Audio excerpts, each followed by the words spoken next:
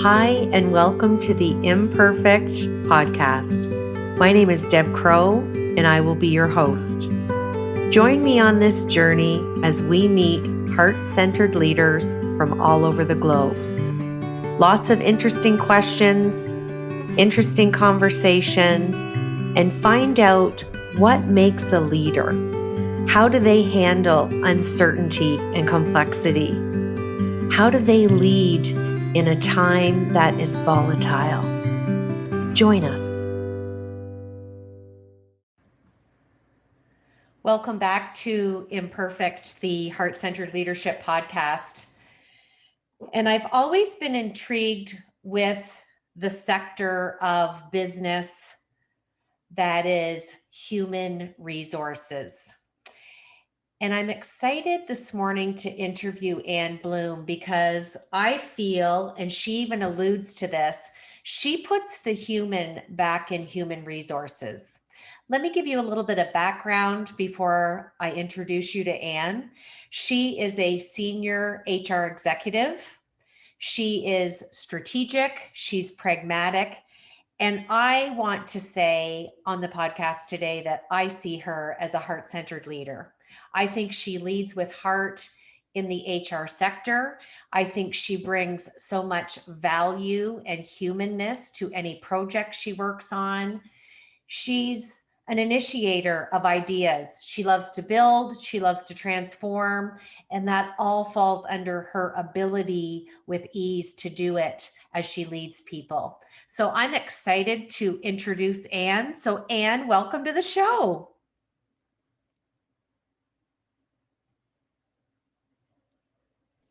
Thanks, Deb. Thanks for having me. Looking forward to this spending time with you today. Well, you are my HR, my human resource go-to, and I know you've had tremendous success. So I'm going to jump right into my leadership questions. Okay. And my first question is, I love that you coined that you bring the human back into human services. Share with the listeners, where did your love for people come from? Where did it derive, Anne? And what led you to pursue a career and start a business within the HR sector? Oh, that is such a loaded question, Deb. My career in human resources started decades ago, just by fluke. Actually, I was working at a CA firm, and they asked me if I wanted to do some recruiting, and the rest is history, as they say. I fell in love with the industry, and I fell in love with just helping people succeed. And it's not so much about love of people as it is passion for people and passion for helping them succeed in their chosen path, whatever that may be. And I wanted to and strongly believe in leading others to success and in leading them to understand where their own passion comes from. That's what got me started. And it's a very interesting industry to be in, especially today, given what COVID has done to human resources, or talent and culture, as I like to call it. And I see some great roads being born from what's happened in the last 10 months. Well, you are a lover of people, and it shows up in your leadership, and it leads in nicely to my next question. So everyone gets this question on my podcast. What imperfections do you bring to your heart-centered leadership? As a leader, I am imperfect.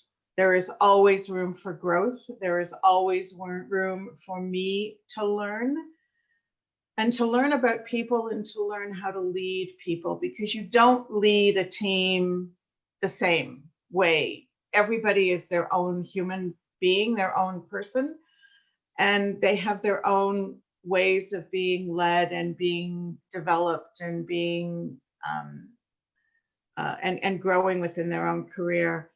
And so the imperfection is learning about people as you go along, and as you lead people for success and organizations for success. It's learning the fine nuances of what makes them tick, of what's good for them versus what's good for the whole. And yes, the whole is important, but the individuals make up the whole. And being people and being a human being is more important to me, and more important to me in helping people grow. It's beautiful.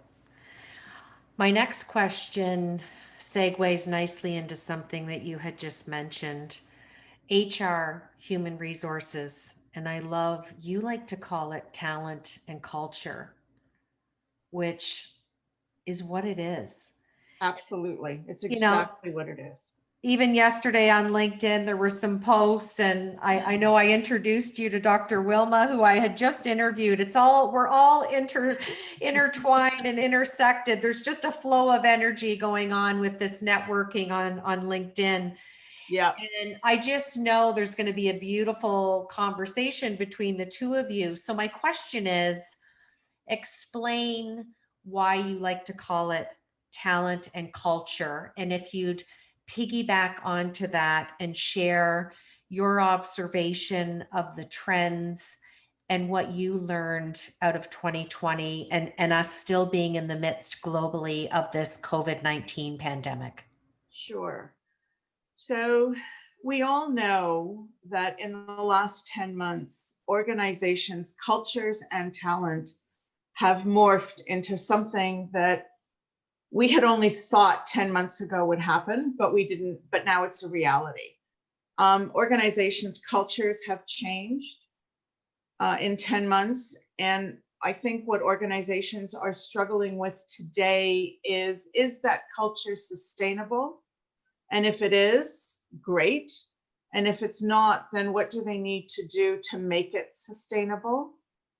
How do they need to lead their talent, both in performance and in engaging their talent to be successful in today's new world? Talent is all about the individual and what they bring to the organization to be successful. And it's all about building that talent around development, around growth, around skills, around abilities and competencies. And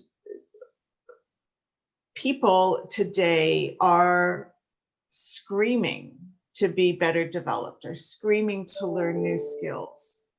And today's the day to do it. We're in a situation right now where most organizations are working from home, or if they have gone into a hybrid workforce, then they've got partially working from home and partially in an office environment. I struggle with how quickly organizations will get back into having everyone full-time into an office environment. I don't know if we'll ever see that again. I think that organizations have learned that their talent is as productive and as successful working from home as they were in an office environment. What talent is missing today is the interaction, the eyeball to eyeball interaction with employees, with their fellow colleagues. But there's a way of getting around that. There's more Zoom, there's more team meetings, there's just ways of getting around that, and people are learning to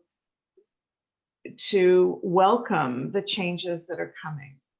And this world is all about change. It's all about growth. It's all about transformation and being better at who we are. And that's the one thing that COVID-19 and this pandemic has taught all of us, is that we need to build and focus on building relationships today in a very different way. But they'll be stronger and they'll be better for it, because they will be focusing on the talent and the person rather than just on the business. You're speaking my language, Anne. We're talking, Yay. we're talking, Yay, love that.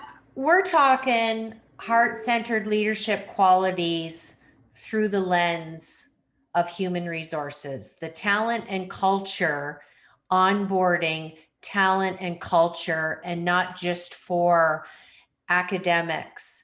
There's significant emotional intelligence that's finally being looked at, and being kind is no longer looked at as a weakness. And I really feel like you're spearheading this, and I feel like you are one of the heart-centered leaders within talent and culture to kind of draw the line in the sand and say, this isn't new. This is where we are and where we are going. And I think the millennials have really helped us shift this. And I'd love to throw in an extra question here. What have you seen? And you talk about us leading and being different. What are a few strategies that you've implemented or you're looking to implement, or you would share with a fellow colleague of what's kind of worked and what hasn't? That's a great question, Deb. And I think it's ever evolving because we just don't yet know what's going to work. But what's most important today is, and I really don't want to use the HR speak, if you will, but there's some things that resonate with me, and that's building engagement of your talent and engaging them more to be more centered within the organization, even though they are remote, and keeping them as part of their employees, as part of the organization. And engagement is all about communication. It's all about open, transparent, ongoing communication.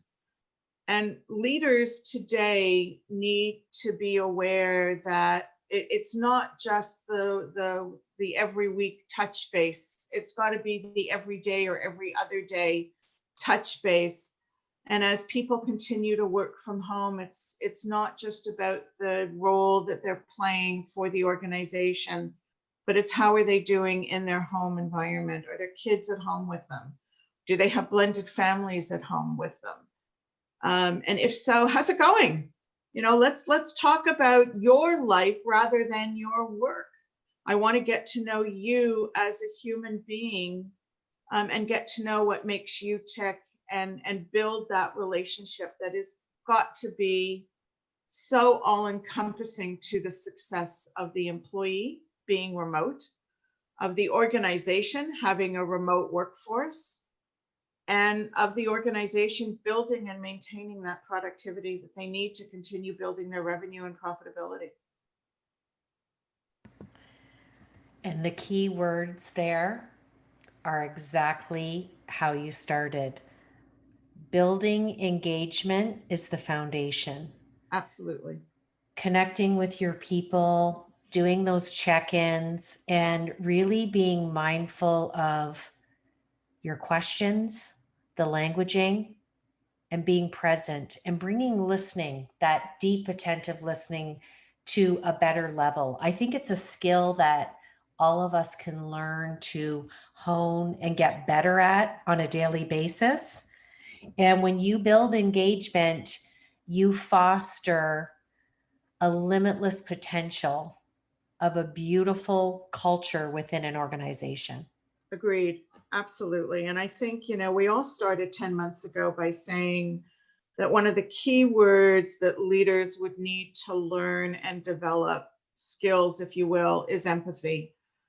And never before has it been more true that empathy and understanding and listening are so important to building the relationship with your employees today. I'm just going to put a period there because that's just a mic drop comment, and I agree with you. Well done. Thank you. You made it easy, Deb. I appreciate it. You have such a diversity in the services that you offer. And my last question, Anne, is I would love for you to give us your version, your vantage point through the lens of talent and culture to the future you're seeing, and feel free to pick a few of the services because you offer so much with your richness and experience. Would love to see a little bit of how you see the lay of the land for the next 2 to 5 years, and any trends or things that you'd like to see within the different services you offer. Well, I think the trends are pretty clear, Deb. I think that organizations are going to be focusing on transformation, growth, and change. And they're going to be focusing on building challenges and continuing to build challenges for their people to be successful.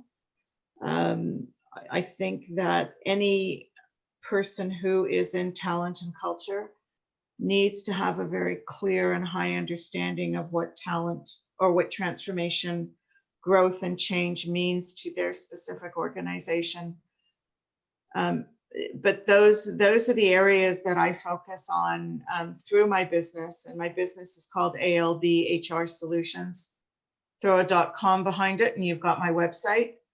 And it will talk about all of the services that I provide, but I do focus on helping organizations build strategy, transformation, and growth. I love that, and it's not the first time I've heard it from someone within the HR talent and culture sector. I think it excites me. It provides me with a level of hope that as a coach I haven't seen before. And I have to throw in another question because I knew this was going to be such a rich conversation. Sure. A lot of discussion around, I'm going to kind of twofold this. Being a remote worker now it's an element on a resume or a CV, whichever you want to call it. There's a lot of polls out there about when and if we do return. And I share the same reservation that you have about too quickly, too fast. But do you ever see it going back to what it was? Or are you going to see like a 60-40, 70-30 between home and offices? Because I know with the multiple businesses that I've worked with and the C-suite leaders, productivity has gone up and employees are happy. It's a different time. What do you foresee? Let's throw out a little bit of conversation, because I would love your vantage point on what you're seeing, what you're feeling, and what you think from talent and culture might be a win-win, a framed mindset for what that really looks like for us. What do you think 2022, 2023 and onwards going to look like? Oh, great question, Deb. And I will say a few things. First of all, there's no going back. There's no going back to 2019, 2020. Back is but a memory. And the way to look is future and forward. Growth is inevitable. Change is optional. Or maybe it's the other way around. Change is optional. Growth is inevitable. But I think either of them are realistic in today's world and in the future world. I think that we as leaders need to be forward thinking, and we need to build a level of growth, a level of insight for our people in organizations to help them understand what future looks like for their specific organization. I was talking with a colleague of mine the other day, and he was saying his organization has gone back fully into the office. And now the leadership is rethinking that process, and they're saying, okay, if you want to work from home now, you can work from home. We get it. And I hope that there are more leaders out there that just get it, that understand that leaders, that people are being equally, if not more so, productive working from home. That, let's face it, we like to stay in our slippers and PJs some days, and we like to dress up on other days, and being given that option is what employees really want today and what people really want today. They want the option to go into the office or work from home when it feels right for them. And if they have client meetings, that those client meetings can be done on Zoom and be equally as productive, because that's what people have gotten used to in the last 10 months. And yes, we're all Zoom fatigued, but it's not going away. It is a part of business now. And I think organizations and people are accepting of what the last 10 months has done to their careers to make them think more holistically in what works for them. And I think it's so important. It's become more so about, what do I need from my organization to be successful, and how can my organization help me be successful? And they're probably one and the same, but have different meanings for a lot of leaders. And I think that 2022, 2023 is going to be different. Careers are going to be different. Work is going to be different. The way we do work is different. And I wonder, even after, and thank God the vaccine is here, and yes, we're seeing some light at the end of the tunnel, and it's not a train. I hope that with people getting the vaccine when they can and when they're able to, that they will be more accepting of the changes that have taken place. And does that mean we still have to wear a mask? Absolutely. We still need social distancing. We still need to be careful until we've eradicated this pandemic. And it is coming. But I think change is inevitable. It is going to happen whether we want it to or not. Well, I want to add to what you said, that Zoom is for business. Zoom is our life. And I watched my oldest daughter get married on New Year's Eve day on Zoom. Congratulations. I'm sorry you couldn't be with her. It was, people were, you must be so sad. And I think it warrants a great kind of follow-up to what you just said. The world is what it is, but it's how we choose to interpret it, process it, and react. Yeah. So was I sad I had to watch her on a computer? 100%. Mm-hmm. Was I grateful and happy that we had an iPhone and a laptop and I was there virtual? I loved it. Yeah.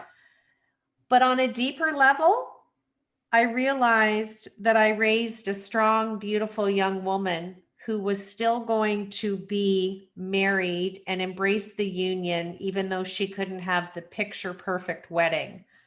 So I need to buy that song, Lovers in a Dangerous Time, because as a family, we chose to make the best of what we had in the time that we had because of the lockdown. Well, exactly. And my niece got married in September on a beach on Long Island that I wasn't able to attend, but I saw the wedding and I was there, and that was all that I cared about. And I'm happy for her, thrilled for her. I've never seen her happier. But Zoom is for living right now, and it's the only way that we can stay connected with families, friends, business acquaintances, colleagues. It's something we just need to embrace, because it's not going away, not anytime soon. Absolutely. And Zoom wasn't here 10 months ago. That was the other thing to think about.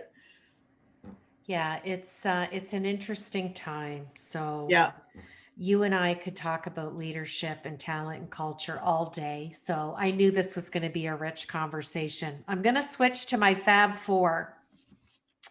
Go for it. 4 fun questions, whatever's on the top of your mind. Something new that I'm doing this year is I really want to showcase the personalness of my wonderful heart-centered leaders. First question, tell us something about Anne Bloom that we don't know. Oh, Deb, I love, my solace in today's world is getting out every day to go for a walk, just to be by myself, to think and reflect. I love it. Well, you know you're going to get a win-win from me because I'm I out. know, 'cause you I'm do out the same hugging thing. trees every day. I love that, and it's self-care, right? Yep, absolutely. It's something I need to get out of the house every day to clear my brain and to really think about what I want to do and what's next. And it's my solace. I love my walks daily. Love them. No, me too. And not a believer in resolution, but it's something that I commit to myself to do every single day. Right. And even if it's raining, my mindset is we can do hard things. Just it's raining. Put on a raincoat, you can still walk. So that's wonderful. I don't like to carry anything when I'm walking, Deb, so that's a little bit hard. I know. Second question. Yeah.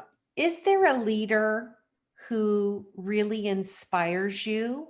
And if so, who is that person? They can be living or they can be passed away, and share with us why. When I started in my human resources career in the chartered accountancy firm, I learned a lot from my first manager. His name was Jim Duncan. I don't know where he is these days.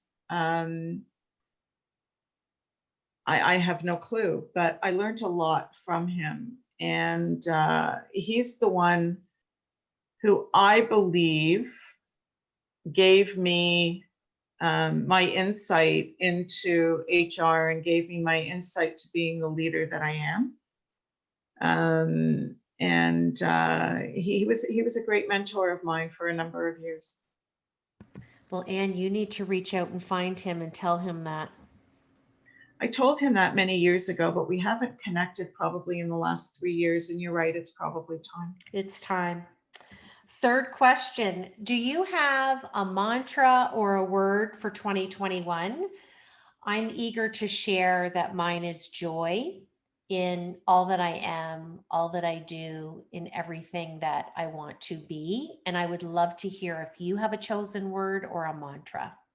So my mantra is clearly cautiously optimistic for change, healing, and success for 2021. I love that. I want you to say it again. Cautiously optimistic for change, healing, and success in 2021. That's powerful. I love that. And my last question is, what do you want your legacy to be? Oh, I keep asking myself that question. I don't know. I don't have children, so they can't be my legacy. My nieces and nephews can be my legacy, but that's sort of withdrawn. I think my legacy is going to be, Deb, the way that I treat others, the way that I am so passionate and heartfelt, and want to help others be successful. I'm not the leader who tells people what to do. I ask them what they want to do and then help them get there. And I've always said, don't come to me with a problem, come to me with a solution so that we can talk about it, because I think that's more important. That's what I want my legacy to be. That's beautiful. Well, you are my go-to person for HR, and you inspire me, Anne, with your decades and diversity of experience. I know I can always come to you with a question. I can come to you to liaise and chat about ideas. And I just want you to know that you are an inspiring woman. You are a heart-centered leader. And thank you for sharing your time and expertise today on Imperfect. Well, thank you very much, Deb. This was interesting. You know, you give yourself an opportunity to think. And even though I had watched your podcasts in the past, I didn't know what you would ask. So that's great. Well, in building engagement, I think it's a lot more fun when you can ask people questions. I always allow our guests to know the one about imperfect, but Yeah, I think it's a much more authentic, transparent, heart-centered conversation when we have this beautiful, free-flowing conversation. agreed. Absolutely. I thank you, Deb, for everything that you do. You are an inspiration to a lot of people, including myself. And thank you for starting and for continuing with your heart-centered leadership. It's an amazing initiative.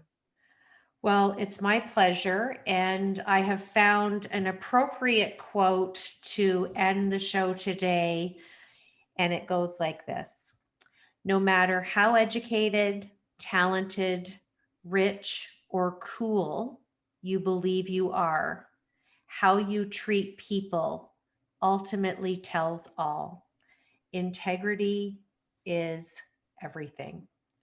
Thanks so much for joining me today. This is Deb Crow. We'll see you next time on Imperfect, the Heart-Centered Leadership Podcast.